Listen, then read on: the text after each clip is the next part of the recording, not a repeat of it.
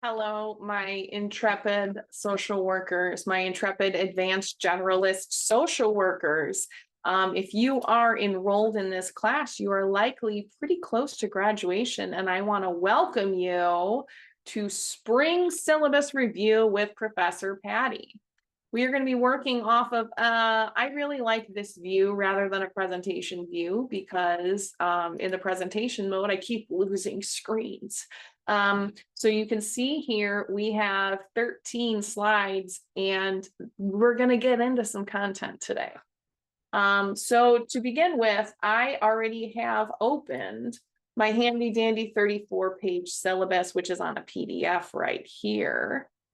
So if you'd like to get that open, this is the PDF that I have emailed to you. And if you are looking on Blackboard, there's a few places you can find the syllabus.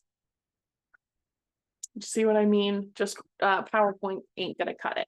So we have, if you land on our homepage, we have a Blackboard syllabus and course information folder, and we have the course syllabus right here. So this is the one we're working off of. And I will have the syllabus review video that you're watching right here. So you can watch it just as many times as you like this semester, but also I do individually review assignments 1, 2, and 3. More on assignment 4 later, because I still have to record that one and upload it. So we have some contact information here, including, this is not my cell phone number, but you may text me on it. This is my Google Voice that is a Google tab. So you may not share any private information, and I can't share your name to it because of FERPA regulations. I mean, we don't want to be sharing your information. Okay, so if you go Blackboard home book page and the syllabus and course information, there you shall find me. Now, I have gone ahead and lost the syllabus already. Okay, syllabus over here. We've got our course description. We've got our competencies. I can't get that to be on the same page as this. I don't know why. It just won't not be on that page alone. All of these competencies tie into the accreditation of your LSW that you will be earning after passing the exam after graduation. And I know some of you are probably already ramping up to take it right now. If so, Godspeed, good luck. I have thoughts. We're going to hold on them. The required textbook is nothing. We have an open educational resource right now that looks like, you're going to love it.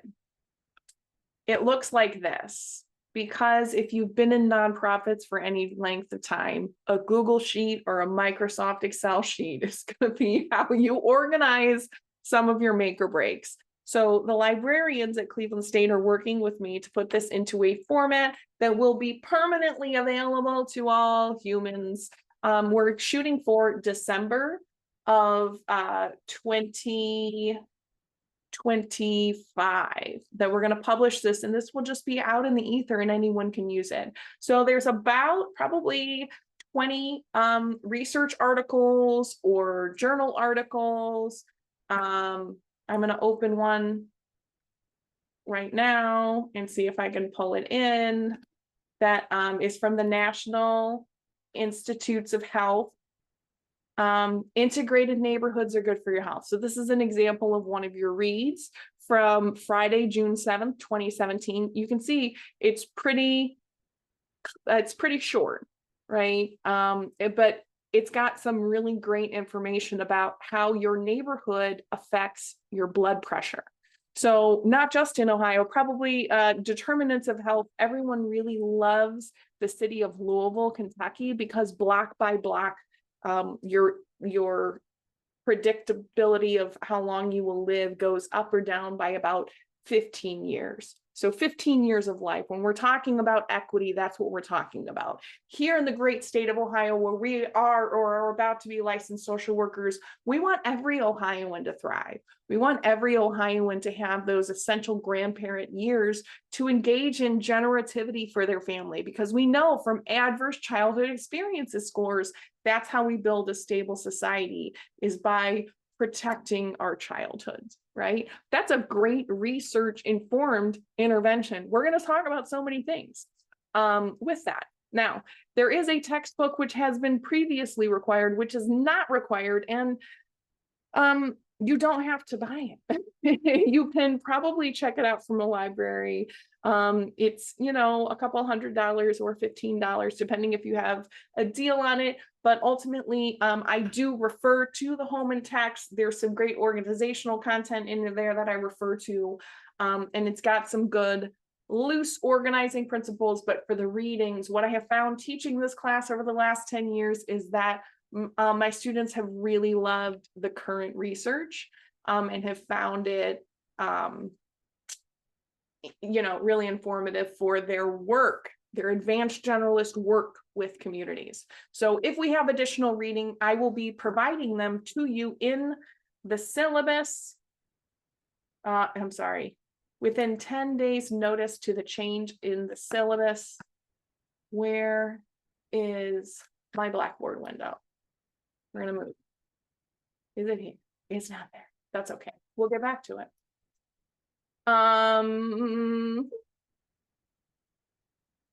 We have some expectations and attendance. We have all these things about accommodations, but then you're really gonna love on page 15, the description of course assignments, which I went ahead and copied right over into our syllabus review slides.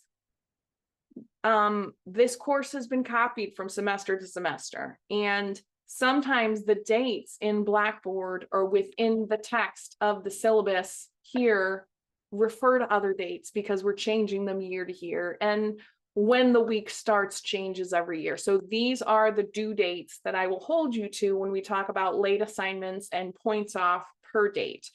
So this is the bulk of your semester. So we have some individual, I have a separate video for assignment 1, assignment 2, assignment 3, which is you describing who your community is, what is going on with your community, and how you will be able to tell if there is measurable change happening in your community as a result of either the interventions that have already been implemented or interventions that you plan to implement. Now, this course was written as if you go out into the community right now, this minute, and start an intervention and then measure it and then provide me with an evaluation at the end. And if you're somebody who's ever created a program, you will understand how ludicrous of a concept that is. Because if you are providing an intervention and you have not even met with me yet, so that I can say, yes, you may ask these questions on behalf of Cleveland State University and you may represent yourself as a researcher. Those are very essential steps for client protections. And there's a lot of, there's a whole institutional review board process that you go through if you are conducting research. And for evaluation, you really need to be considering, how am I including all of my social work competencies with planning and implementing and assessing and evaluating this intervention. So really, I would like you to describe something that is already happening in your community, either in your work, in your field placement, or in an organization you're a part of that's outside of your social work, field placement, etc. So the reason I ask for those things is because I have students who are already doing things, right? Most semesters, people already have something. And if you don't, you can go ahead and get a hold of me and we'll talk about some measurable things you could be looking at. The social work competencies addressed in this course.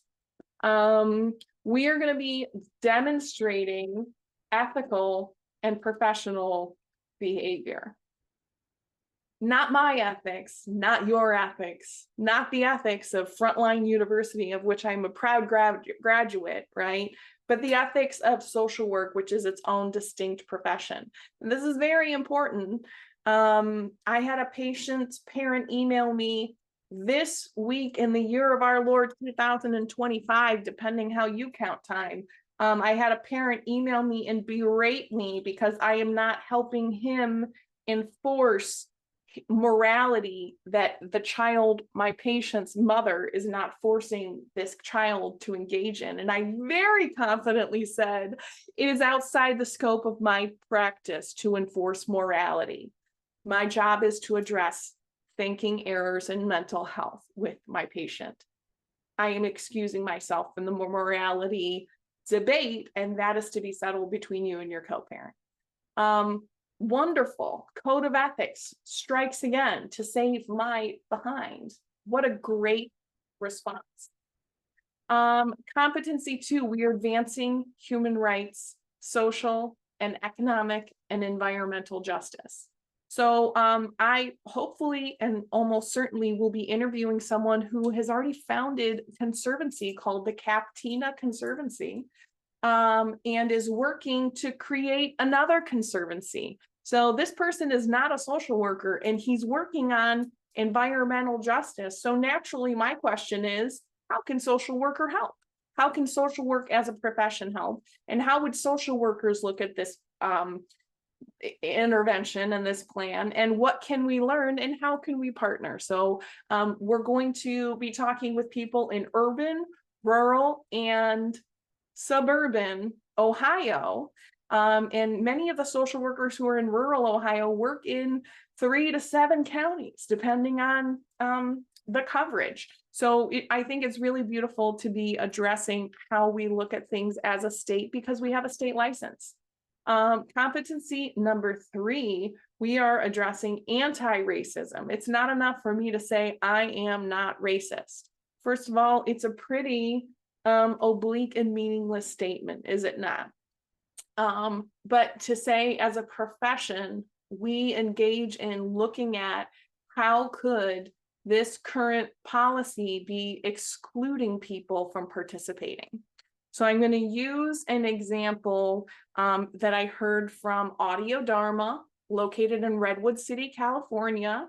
They've got lovely meditation guides, and it's you know, like a monk explaining a concept, and then you sit and in some silence and meditate later on that concept. So he said, you know, in Buddhism, in our temple, we say that we have no preferred gender and that everyone is equal. And you said, I sat and I really meditated as a man, what it would be like if I came to meditate in this temple and the instructor was a woman and said, all genders are welcome here and every person is equal. And if I looked up on the wall and the previous head of the institute was a woman, and what if I walked around and every single picture on the wall was of a woman? How diverse and equitable would I feel sitting upon my pillow? And so when we are engaging as social workers with communities, we are asking, who are the people who might feel that they don't have a voice at this table? Who are the people who may not be able to make it to this meeting? Who are the people that we don't know couldn't make it? And there's great, I think this is an excellent way to think about research. How do we know? We don't know yet. We have to conduct research, and that means we don't have a perfect answer. And that's how social work enters into these conversations very humbly.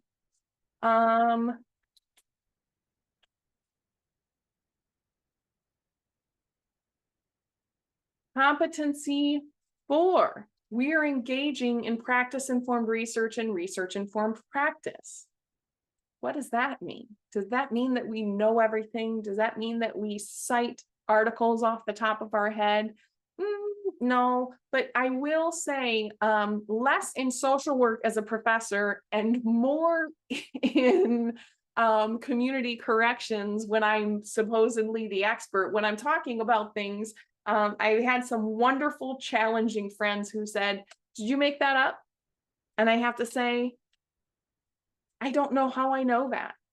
To be honest, I don't know how I know it, right? Because 73% of statistics are made up right there on the spot. How do I know that? It came from a Bob and Tom song. I don't really know how many statistics have been made right there on the spot, but it sounds great, right? And we do a lot of estimating and we do a lot of generalizing. And so as practice-informed researchers, we are researchers who understand if I am a practice-informed research, I'll give you an example from when I worked at the Bridges to Housing.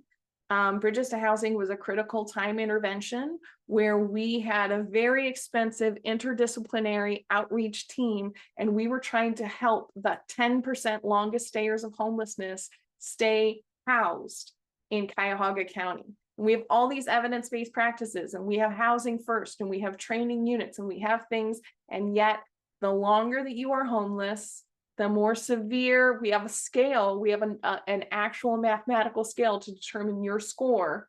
The longer you've been homeless, the more likely you are to be evicted in the first 30 days. And the researchers said, why? And they turned to the practitioners, and we said, we have so many ideas about why this happens. And so it turns out what you need is a very expensive intervention when you look at the practice. Because people who are the longest stayers, we anticipated one type of patient. And when we looked at the actual list, it was somebody else entirely.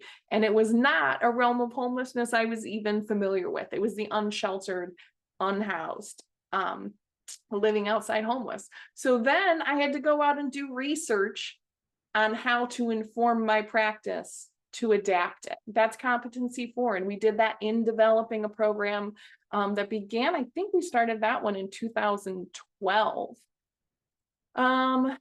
Competency 5, engaging in policy practice. Social media has been so delightful. I have my undergraduate in social work from the University of Mount St. Joseph, Mount St. Joseph University, which was the College of Mount St. Joseph from 2005. And policy practice was so conceptual for me until I worked with someone who wrote policies, and she said, "Oh, Patty, we're going to look at a binder. Here's what it is. Here's how it impacts people. All right, now we were working on street homelessness." And she said, "Now let's go down to the riverbed." And in the Commonwealth of Kentucky, the Ohio River moves. And so on the dried out riverbed, depending on the seasons, people will sleep there.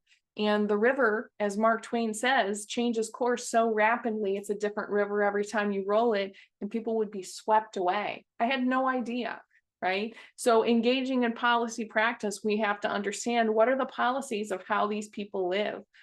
We were working, this was in 2003, and police were bulldozing campsites in 2003. This was not a new thing. And so we had eviction notices, and eviction notices give people 30 days to move their birth certificates, sleep apnea machines, cooking source, water source, and to relocate to a new place. So just enacting changes in eviction policies in housing court had life-saving effects for so many people. Competency 6 is engaging. So I will bring some attention to this later, but in this course, we're talking about engaging with communities. And do you know who lives in communities?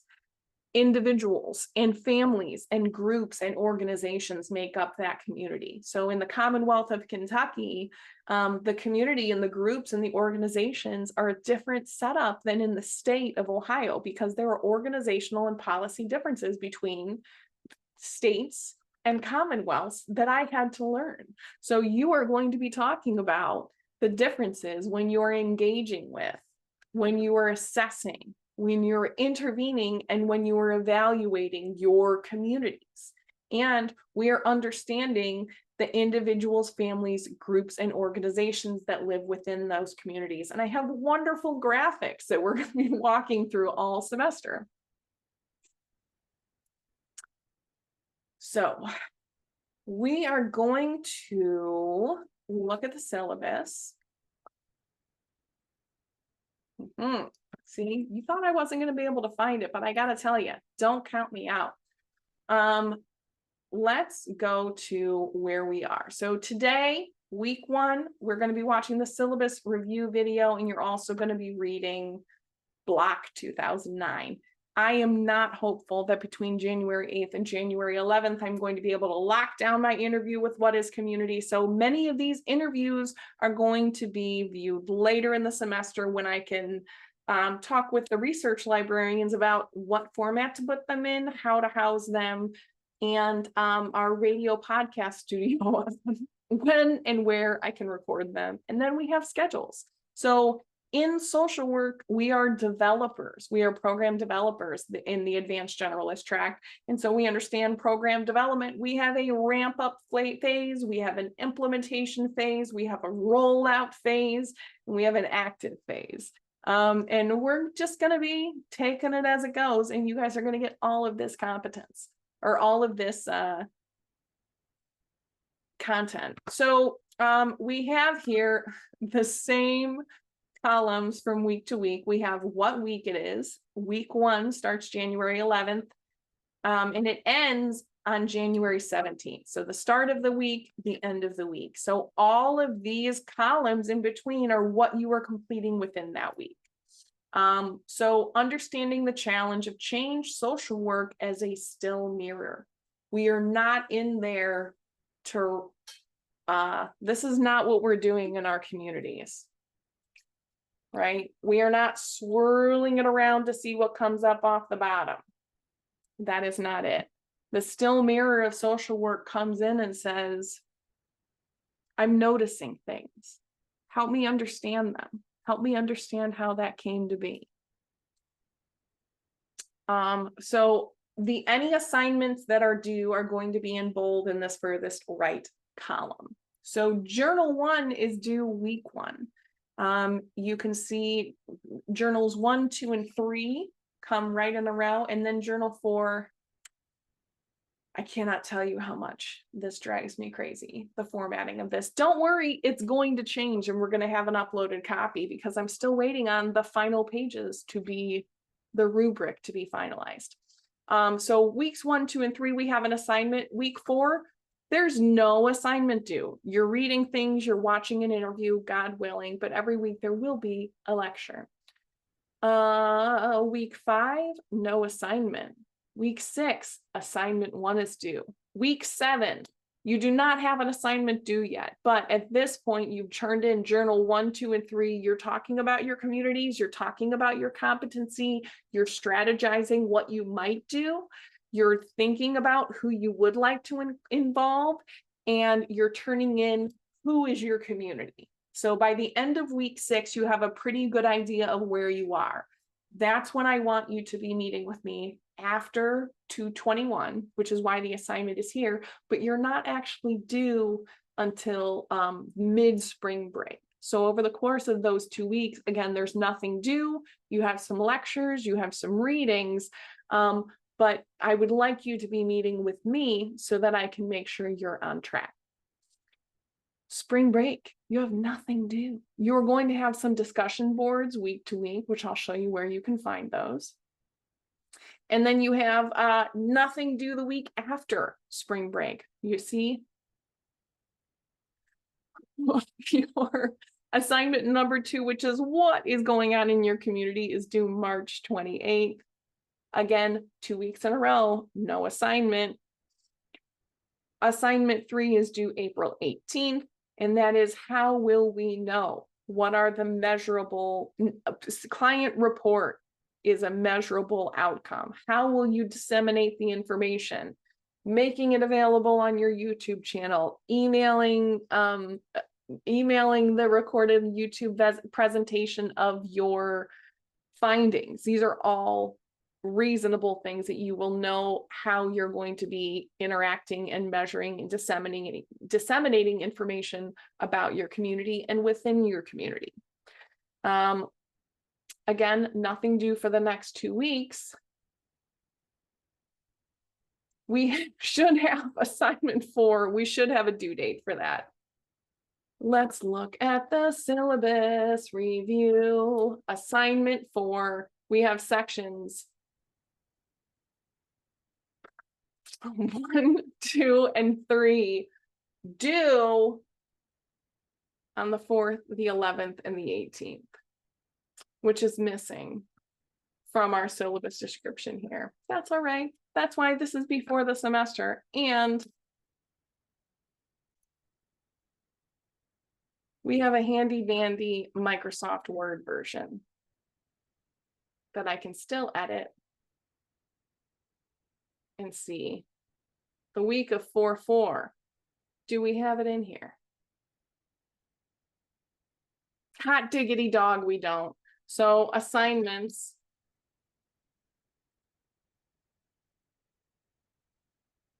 For 4/11, and 4/18 should really be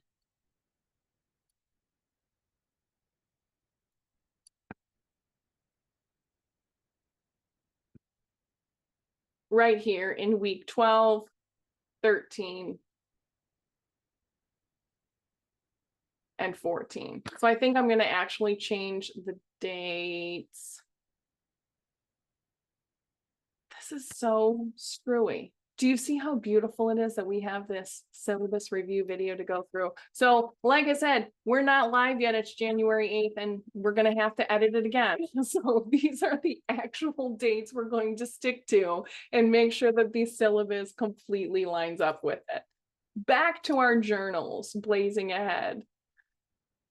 Week 1 journal. Now, your final project, which is here, assignment 4, you're going to be talking about competencies 1 through 3 in a paper and turning that in. These are competencies 1 through 3. And you're going to be giving me a couple sentences about here's how I actually did, right? So at the beginning of the semester, you're going to say, here's how I might demonstrate ethical and professional behavior. Just a quick thought. You don't have to be correct. If you think you're going to do one thing in journal 1, and then you do something completely different by 4/4, man, do I love that, because that means that you are engaging in practice-informed research and research-informed practice, which is the entire point. So I want you to think about these things in the context of the community you're going to be engaging with.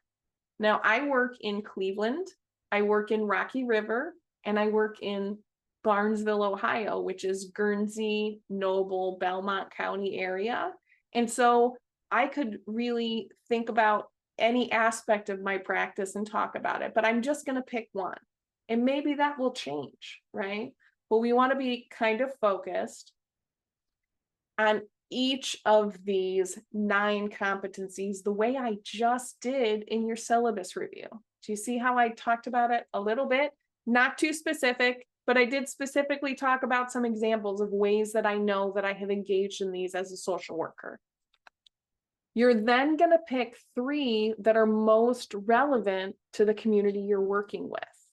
So I will tell you that I had extreme pushback from some of my interviewees already in Noble County because they said, we don't have competency 3 here. You're talking way too much about racism. And they said, I can't talk about this because you're just trying to get me in a gotcha.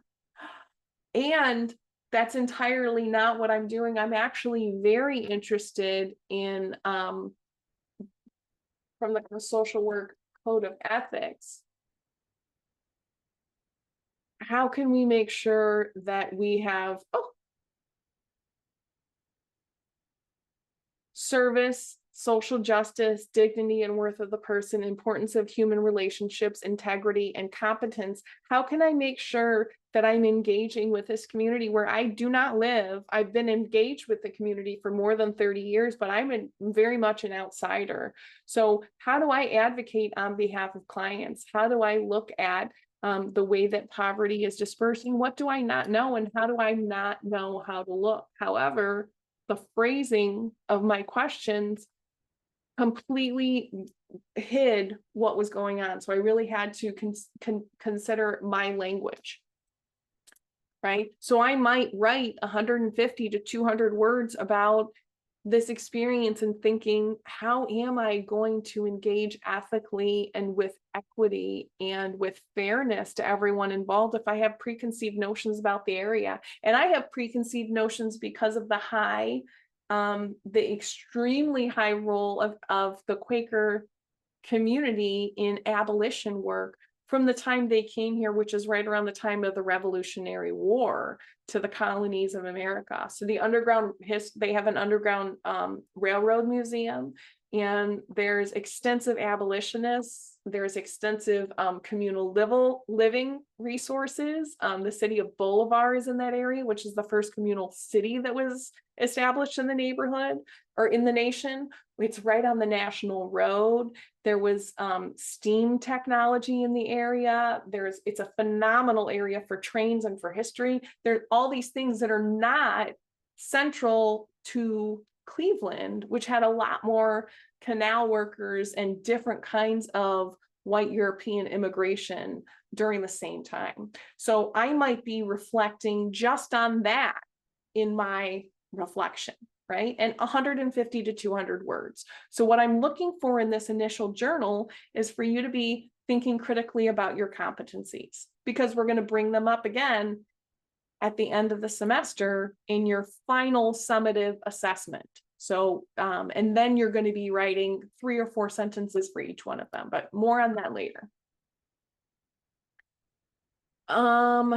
This is a pre-test, post-test look at what your concept is of the competencies and how the competencies are your social work identity, your positionality as a social worker, because you should be living your social work profession uniquely and allowing yourself to be aware of your strengths and your shortcomings and your blind spots. So there's really not the worst way to do this would be to give me a very boring, dry textbook answer.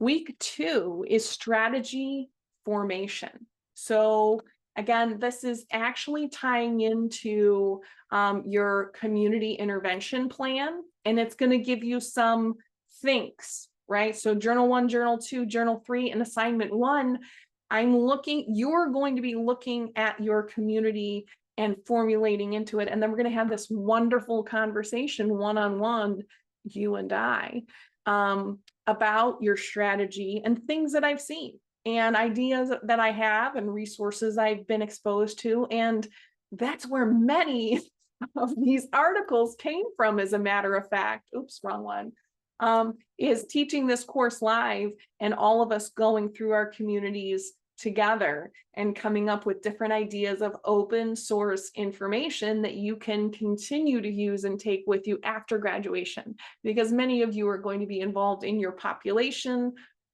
for hopefully a good amount of time, hopefully 5 to 10 years post-grad.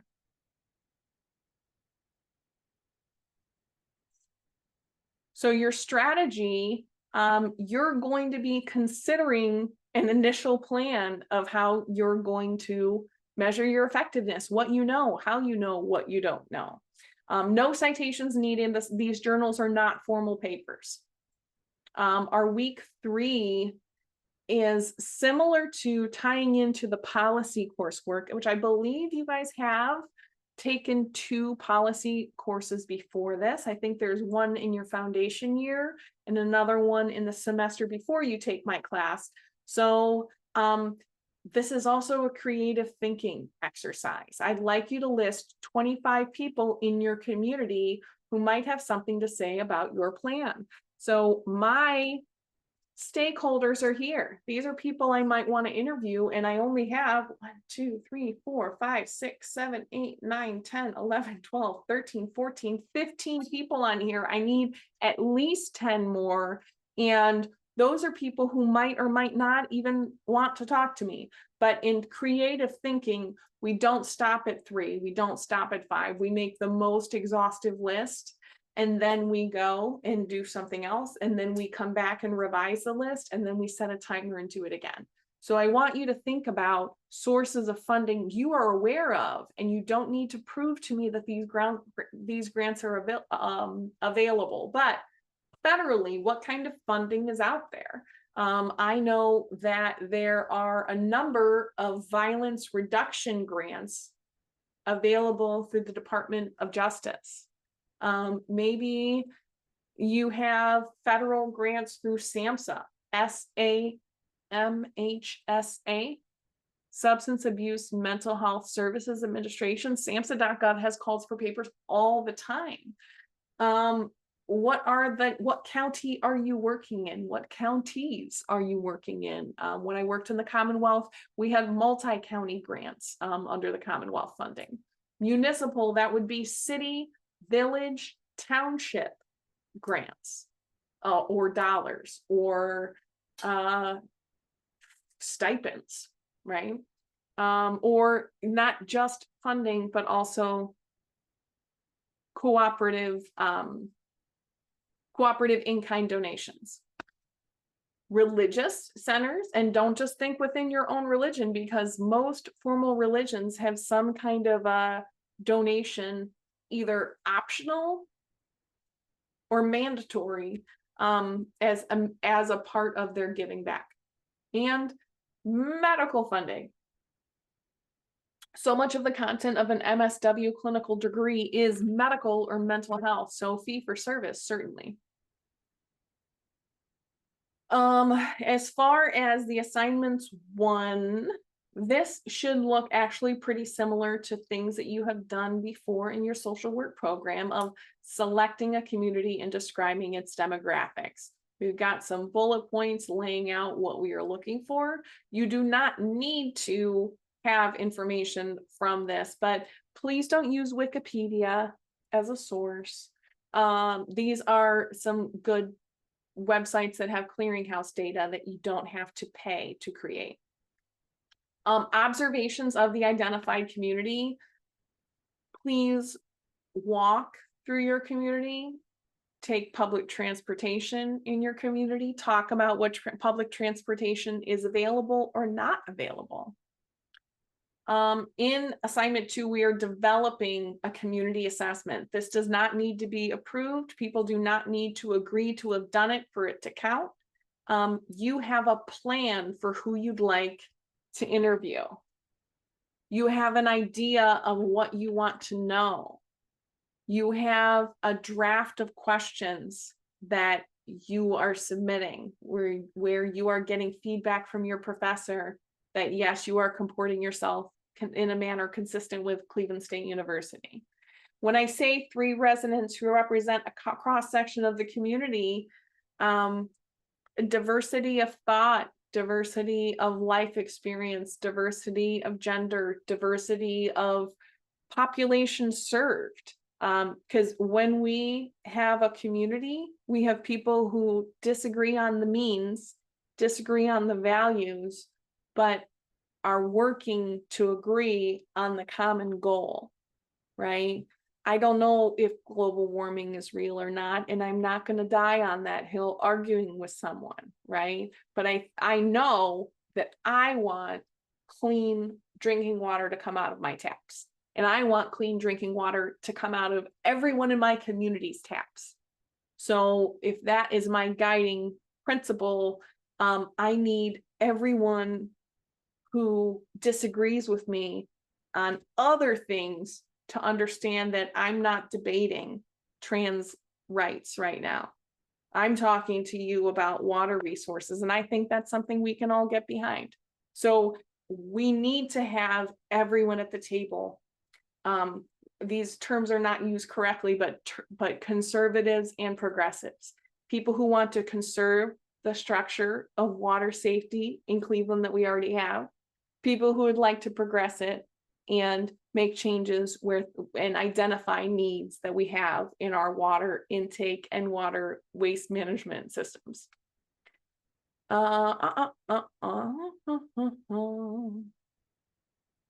Your interview should capture your interviewees' perceptions of the community. As I said, working in rural Ohio, what I'm often told is we don't have the kind of problems you guys have. We don't have big city problems.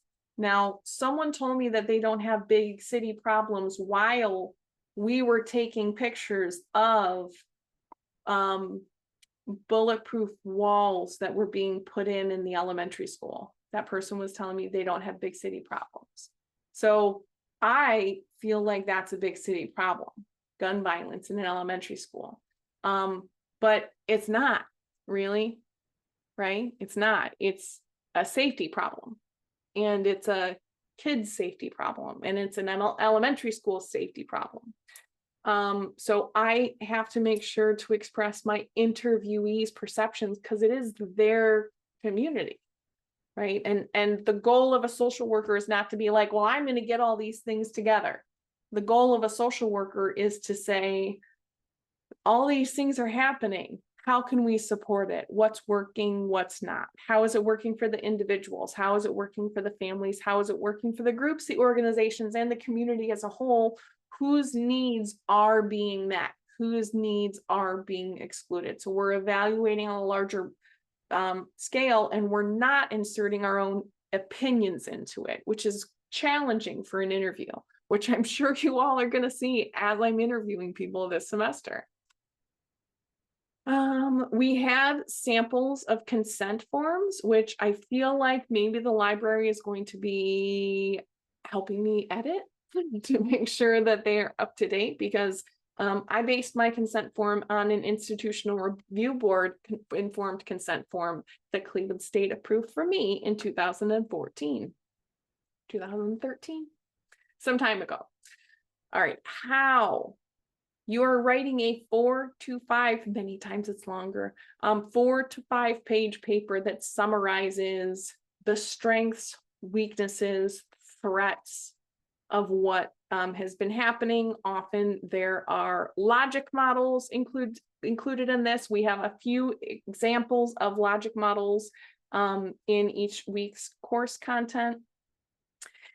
And we have our final summative assessment, which is 3 sections, which we've been going over, do 4.4, 4.11, and 4.18.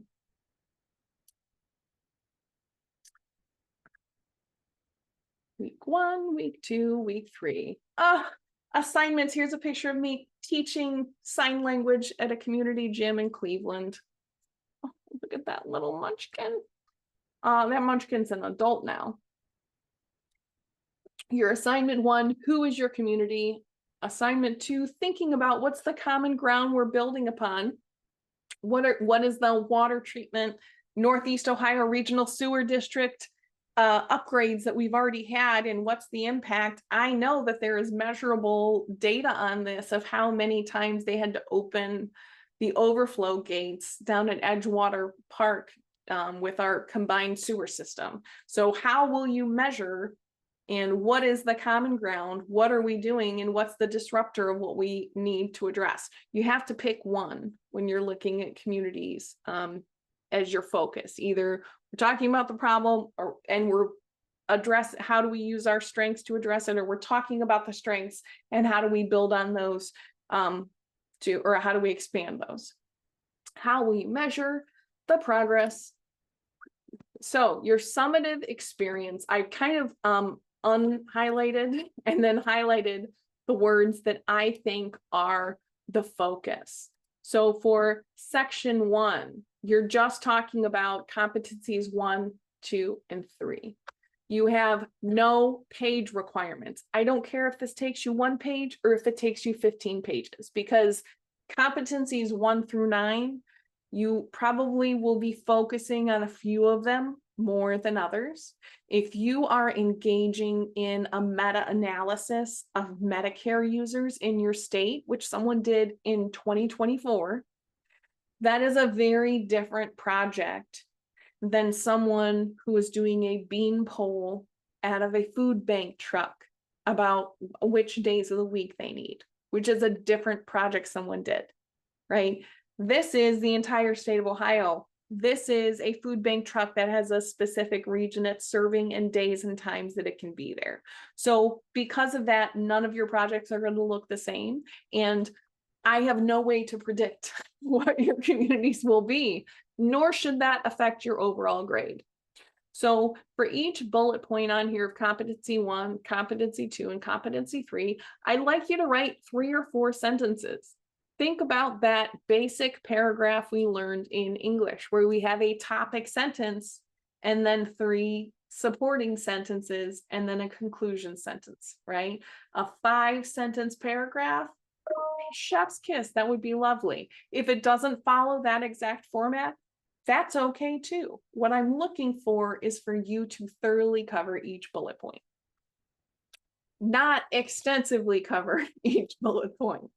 Competency 1, ethical and professional behavior. I want you to talk about the things that you do when no one is looking. And how do you ensure that they are things that if someone wrote a full-page newspaper article about it tomorrow, how would you feel about it? How did you address the ethics as a social worker, your social work ethics? And again, you can think about them through the lens of the National Association of Social Workers, right? We have some great language to base that upon. What about competency 2? Human rights, advancing human rights and social, racial, economic, and environmental justice. If I'm working in Southeast Ohio, where I don't know that there's going to be a lot of racial diversity. I have been learning about some of the racial diversity, which is unsurprisingly invisible to some people because that's the way it works. But when we look at human rights, we look at that equal or equitable symbol. How do we make sure everyone has the right to life, liberty, and the pursuit of happiness? And what are some of the ways that you were surprised that that played out over the course of the semester? Competency 3, what are the ways that you ended up engaging in anti-racism, diversity, and equity and inclusion in practice? And again, the NASW Code of Ethics, which is quite long, talking about practice settings, clients, colleagues, professionals, the profession, and the broader society. There's so many of them, which I'm not going to go over because that's a whole required reading for later. So summative assessment that is due. Here we go. Up here, April 4th. That's this one, section 1. Section 2, which is due, it is written at least down here, April 11th, is your competency experience with practice-informed research and research-informed practice, policy practice, and engaging with. So competency, I don't like that. I don't like the way these are grouped. Nobody asked me literally, because I would have put just 4 and 5 together. Engaging in practice-informed research and research-informed practice and policy practice. How does research impact policy? How does policy impact practice? I feel like these overlap a little bit more. But then in competency 6, 7, and 8, if you look at the dithered out words, they're the same. With individuals, families, groups, organizations, and communities, competency 6 talks about how you engage. 7 talks about how you assess. 8 talks about how you intervene. And 9 talks about how you evaluate. Now, when we are looking at assessment measures like the CANS or the FANS. Are you an Ohio CANS assessor, the child and adolescent needs and strengths? Ohio RISE is a policy that has said that every child on Medicaid or every high-risk child gets this standardized assessment of the CANS. And in the CANS, there's over 200 questions for different family members, just like in the FANS, the family assessment of needs and strengths. And in that, you stick really close to the anchor sentence. So in our competencies, the anchor word here is highlighted: engage, assess, intervene, and evaluate.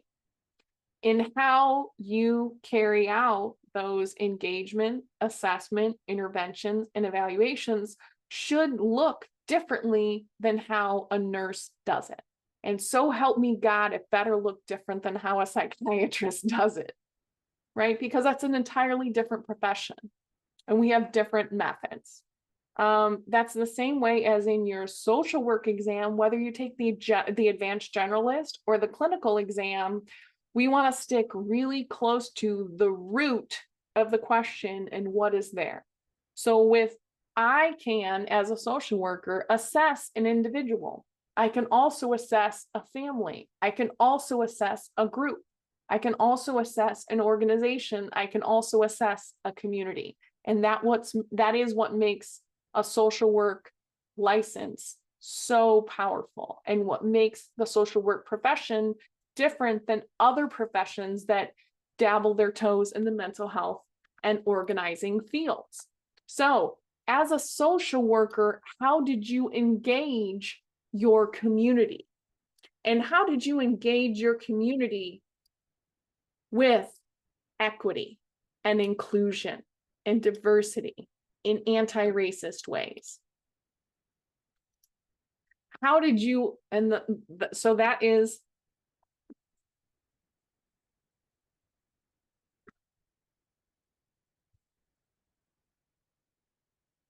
engage.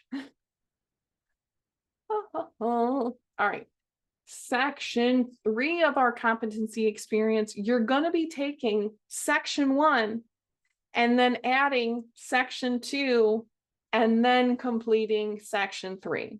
So when you complete all of these, you're going to spend exactly the same amount of detail and focus. No page requirement, but I want at least 3 to 4 sentences per bullet point. And I'd like you to talk about how you assessed, intervened, and evaluated your community, including the organizations, families, and individuals within. When you turn all of those in, this is what has to change, because according to the Council of Social Work Education, this is a deal breaker. My rubric apparently is terrible. So it's going to be evaluating on a scale of 1 to 5. And this is what one of my professors would call C-based grading. You should all adequately address these points. I don't need any of you to express advanced competence at social work competencies 1 through 9. That's not what we're looking for. And I am not looking for any of you to have pre-competence and not adequately address the question. I want you to address it and say, hey, I was learning this semester and I've never done this, and here's what I had. I want you to accurately and ethically report what happened, because reporting what happened and disseminating the information gives our communities vital feedback on how they're doing. So I will be going through and scoring all of you 3s for most of these. Probably you will have a standout mastery, nuanced understanding. I don't give a lot of 5s. I don't give a lot of 1s. I usually give a few 2s and a few 4s and mostly 3s on every single one. But your total score will be probably 100%. Now, blazing right ahead, I have to find Blackboard. We love to blaze. Okay, blazing right ahead to our course content. You will see in week 1 the article that you are going to be reading, your assignment, the neo-can-do information that people kind of like to look at, some of the academic calendar dates. If there is an assignment, there should be a link right within here. Every week, I have your weeks open up. That's not the view that I want. I have the weeks open up on Saturday morning. So Saturday, 1/18, this week opens, and this will appear at midnight. You have until Friday, 1/24 to turn your work in. It actually will close Saturday night. So in your student preview, your course content, when you open your course, will probably look like this, where you only have weeks 1, week 9, and week 14. Week 9, you can see that there is an activity. This is one of your discussion boards. So if you'll notice, we have 20% of your grade, which is 20 points for discussion boards. This discussion board is not grading, but we have a conversation. Give each other some tips with coping with the guilt that some of you may receive, or some of you may experience when you are doing absolutely nothing over the course of spring break. And I'm going to hide it because I want you to wait. But we have some other discussion board activities, the meeting before March 10th. These are some questions I might ask you. And maybe you're going to engage in some conversations around it here in the discussion board section. Extra credit. We have an extra credit statement in here. Should this meeting count? And I have where is it? I had a whole post in here. We're going to have to put it back up. Final presentations, you're not really doing that one. So we're going to go back into course content. If you have a discussion board, it will be right within that week and you will fill it out. I don't know what else to include here in our syllabus review, but I'm excited to meet you. I'm excited to get this semester going, and I'm very excited about all of the interviews and all of the community organizers that you are going to learn from this year. So see you soon.